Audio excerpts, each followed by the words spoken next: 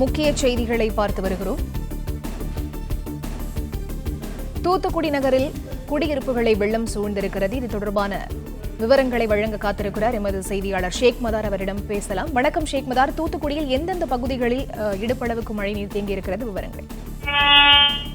தூத்துக்குடி மாநகர பகுதியில் கடந்த 12 மணி நேரத்திற்கு மேலாக தொடர்ந்து கனமழை பெய்து வருகிறது. இதன் காரணமாக தாழ்வான பகுதிகளில் மழை நீர் குளம் போல் தேங்கியுள்ளது. குறிப்பாக தூத்துக்குடி மட்டக்கடை, VMS நகர், ராஜு நகர், தேவர் காலனி, ரகுமத் நகர், பிரைன் நகர் உள்ளிட்ட பல்வேறு பகுதிகளில் குடியிருப்பு பகுதிகளில் வெள்ளம் சூழ்ந்துள்ளது. மேலும் குடியிருப்பு பகுதியில் வீட்டுக்குள்ளும் தண்ணீர் சென்றதால் பொதுமக்கள் மிகவும் அவதிப்பட்டு வருகின்றனர்.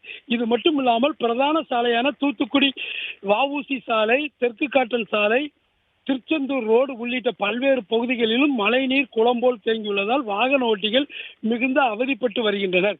தாழ்வான பகுதிகளில் குளம் போல் தண்ணீர் தேங்கியுள்ளதால் அந்த வீடுகளில் உள்ளவர்களை முகாமிற்கு தங்க வைப்பதற்காக மாநகராட்சி நிர்வாகம் முகாம்கள் அமைக்கப்பட்டுள்ளது.